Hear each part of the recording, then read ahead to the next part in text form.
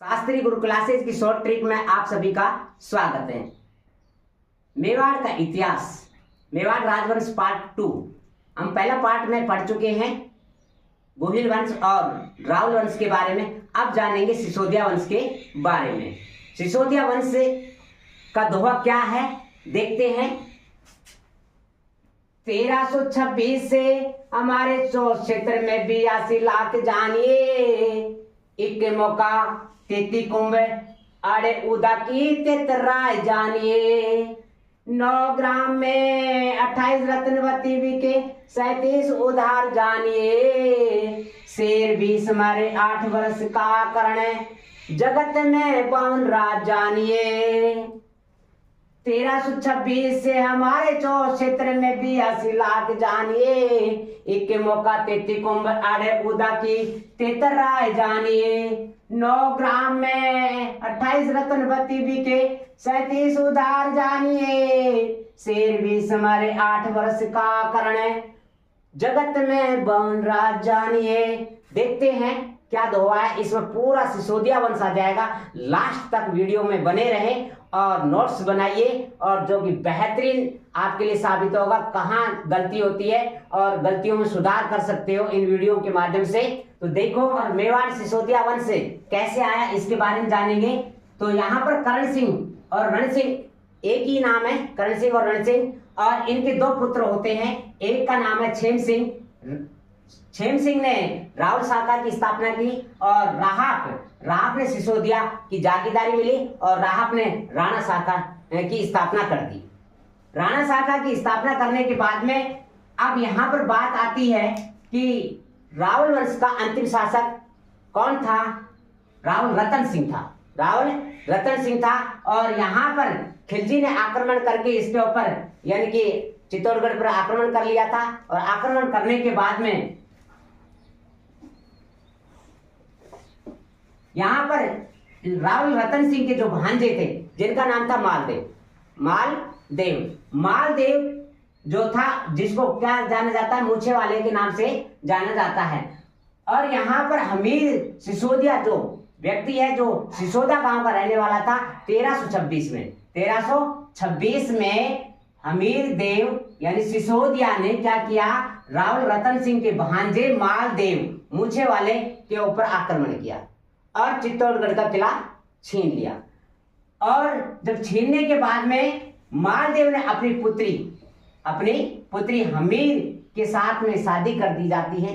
हमीर देव के साथ में, हमीर सिसोदिया के साथ में क्या कर दी जाती है, शादी कर दी जाती है। और हमीर सिसोदिया को क्या कहा जाता है, विषम घाटी पंचानन के नाम से जाना जाता है। विषम घाटी पंचानन के नाम से जाना जाता है। और कीर्ति स्तंभ में ये लिखा हुआ है, कीर्ति स्तंभ लिखा गया था 1460 में।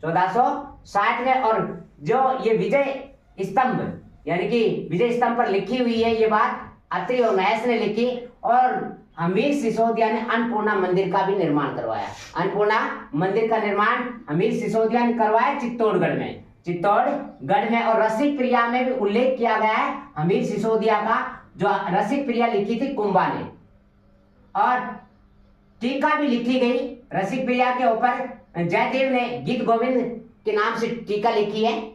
और टीका में भी उल्लेख कर रखा है हमीर सिसोदिया के बारे में, जो कि ये क्या है, विषम घाटी पंचानन के नाम से जाने जाते हैं। अब बात करते हैं यहाँ पर सबसे पहले क्या है ये दोहा।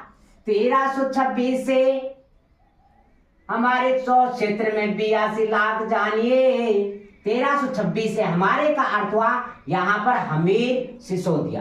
क्या हुआ, हमीर सिसोदिया। 1326 से 24 का मतलब हुआ 64 तक।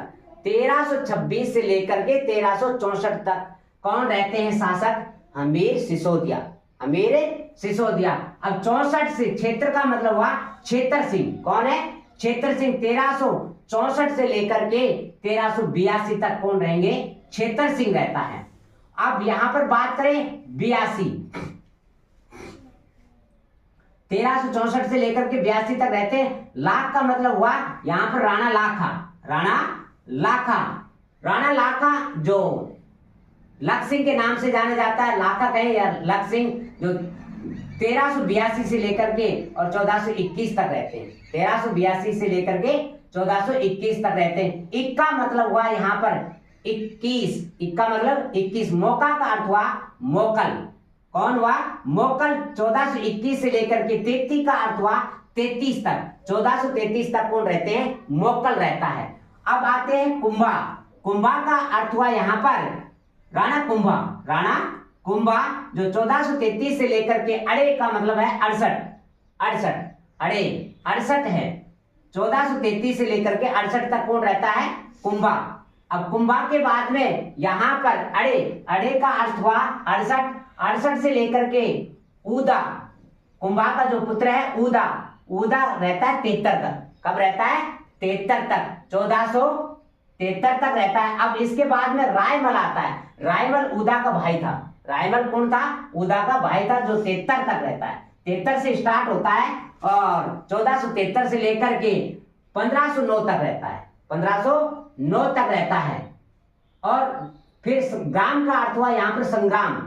राणा सांगा। राणा सांगा 1509 से लेकर के 1528 तक रहता है। फिर 1528 से लेकर के राणा रतन सिंह रहता है। एक रावल रतन सिंह था जो रावल वंश का अंतिम शासक था, लेकिन ये है राणा रतन सिंह। ये क्या है? राणा रतन सिंह। कब से कब रहता है? 1528 से लेकर के 1532 तक रहता है। फिर विक्रम रहता है, बलवीर आता है, और फिर 37 में कौन आ जाता है? उदा का मतलब यहाँ उदार, उदय सिंह आ गया। 1537 से लेकर के और 70 तक कौन आ गया? 72 तक, 72 तक, 1572 तक उदय सिंह आते हैं। और उदय सिंह के बाद में 1572 में 28 फरवरी 1572 में किसको? महाराणा प्रताप। महाराणा प्रताप, शेर का मतलब है यहाँ पर महाराणा प्रताप, मेवाड़ का शेर कहा जाता है। अब यहाँ पर 97 तक महाराणा प्रताप, 1597 तक महाराणा प्रताप रहते हैं। और महाराणा प्रताप के बाद में कौन आते हैं? अमर सिंह। कौन आते हैं? अमर सिंह। अमर सिंह के बाद में कौन आएगा? करण सिंह, और फिर जगत सिंह, फिर इसके बाद में राज सिंह। अगले वीडियो में देखेंगे पूरी डिटेल। यहाँ पर हम जान लेते हैं सबसे पहले किसको जाना? हमीर सिसोदिया को। किसको? हमीर सिसोदिया के बाद में यहाँ पर आता है छेतर सिंह। छेतर सिंह का जो समय है 1364 से लेकर के 1382 तक रहता है। अब इसके बारे में कुछ भी ऐसी डिटेल नहीं है। फिर इसके बाद में आता है लाख का मतलब है लाखा, यानी कि लख सिंह। लाखा या लख सिंह 1382 से लेकर के 1421 तक रहता है। राणा लाखा के समय ही में जावर की खान खुदवाई गई, जावर की खान। और मारवाड़ शासक, यहाँ पर एक मारवाड़ शासक था जिसका नाम था रावचूड़ा। रावचूड़ा का जो पुत्र था जिनका नाम था रणमल राठौड़। रणमल राठौड़ था। और रणमल राठौड़ अपनी बहन की सगाई लेकर के आता है मेवाड़ में। जब मेवाड़ में सगाई लेकर के आता है तो यहाँ पर मजाक होती है। मजाक जब होती है तो कहते हैं कि क्या डोकरे की सगाई लेकर के आए हो क्या? अर्थात राणा लाखा की सगाई लेकर के आए हो क्या? तो रणमल ने कहा क्यों नहीं, हम उसकी शादी कर देंगे, क्या दिक्कत है। लेकिन वास्तव में रणमल जो शादी किसके साथ में करना चाहता था? राणा चूड़ा। राणा चूड़ा अर्थात जो राणा लाखा का जो पुत्र था, राणा लाखा का जो पुत्र था उसकी सगाई लेकर के आया था। उसकी सगाई लेकर के आया, लेकिन शादी किसके साथ में कर दी?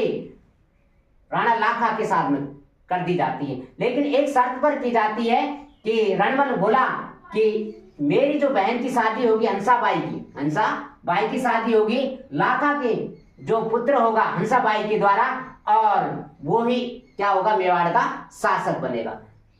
राणा लाखा इस बात के लिए सहमत हो गए। और राणा लाखा सहमत होते ही मोकल को राजगद्दी पे बिठा दिया जाता है। अब देखो यहाँ पर रावचूड़ा जो था, रावचूड़ा नाराज होकर के मांडू चला जाता है। कहाँ चला गया? मांडू चला गया। और मांडू चले जाने के कारण से पिता को पता चला कि मांडू चला गया, और इसने प्रतिज्ञा ली। और प्रतिज्ञा राणा चोड़ा ने क्या प्रतिज्ञा लगी कि मैं शादी नहीं करवाऊंगा और मैं गद्दी पर नहीं बैठूंगा। और शादी नहीं करवाने के कारण से ये मेवाड़ का क्या कहलाता है? विषम पिता मह कहलाता है। विषम पिता मह। राणा चूड़ा को 4 यानी कि जगह की जागीर मिल गई सलूम्बर की, आमेठ की, देवगढ़ की और बेंगू की, ये 4 जगह की जागीरदारी दी गई राणा चूड़ा को। और आपको पता है कि सत्यवती और शांतनु राजा हुए हैं और उनके सत्यवती की 2 संतान होती है, चित्रांगद और विचित्र, यानी कि चित्रांगद और विचित्र, सत्यवती और शांतनु। आपको पता है कि गंगा पुत्र देवव्रत ने अपने पिता शांतनु की शादी के लिए उसने प्रतिज्ञा ली थी, इसलिए गंगा पुत्र देवव्रत को क्या कहा जाता है, या नो कहें विषम पितामह, और देवव्रत का ही नाम क्या था, विषम पितामह था। इसी तरीके से मेवाड़ का विषम पिता किसको कहा जाता है, राणा चूड़ा को कहा जाता है। अब बात करते हैं रणमल राठौड़ का जो पुत्र था राव जोधा। कौन था, राव जोधा ने ही जोधपुर बसाया था। क्या बसाया था, जोधपुर की स्थापना की थी। रणमल का जो पुत्र राव जोधा ने जोधपुर बसाया, और रणमल की बहन का क्या नाम था, हंसाबाई, और हंसाबाई की शादी किसके साथ में हुई थी, राणा लाखा के साथ में। अब बात करते हैं कि यहां पर पिछोला झील भी है। पिछोला झील और जगनिवास महल जगत सिंह सेकंड ने करवाया था। यहाँ पे पिछोला झील राणा लाखा के समय में निर्माण हुआ था। और 6 और यहाँ पर छीतर बंजारा, कौन है, छीतर बंजारा और लाख और लाखा, राणा लाखा और छीतर बंजारा के समय में पिछोला झील का निर्माण करवाया गया। और इसी के पास एक स्वरूप झील है। कौन सी झील है, स्वरूप झील है, जो बेड़स नदी के पास है। और पिछोला झील में कौन कौन सी नदी गिरती है, शीशरमा भुजड़ा नदी पिछोला झील में गिरती है। पिछोला झील का निर्माण छीतर सिंह बंजारा ने 1387 में करवाया था। और इसी पिछोला झील के पास गलकी नटनी का चबूतरा भी है। और पिछोला झील पर ही पिछोला झील जगनिवास महल जो जगत सिंह सेकंड ने करवाया 1449 में, और यहीं पर है जग मंदिर। और यहाँ इनके राणा लाखा के जो कवि हैं, दरबारी कवि हैं, एक का नाम है झोटिंग भट्ट, दूसरा का नाम है ध्यानेश्वर भट्ट। झोटिंग भट्ट और ध्यानेश्वर भट्ट, ये क्या है, राणा लाखा के दरबारी कवि हैं। अब बात आती है यहाँ पर हमारे का मतलब हुआ हमीर देव, क्षेत्र का मतलब हुआ क्षेत्र सिंह, लाख का मतलब हुआ राणा लाखा। अब मोका का अर्थ हुआ यहाँ पर मोकल, और कुंभ का अर्थ हुआ राणा कुंभा, उदा का अर्थ हुआ उदा, और राय का मतलब हुआ रायमल। तो यहाँ पर अब जान लेते हैं हम मोकल को। मोकल जो था राणा लाखा का पुत्र, जो हंसाबाई की संतान थी, और 1421 में बैठता है और 1433 तक रहता है मोकल।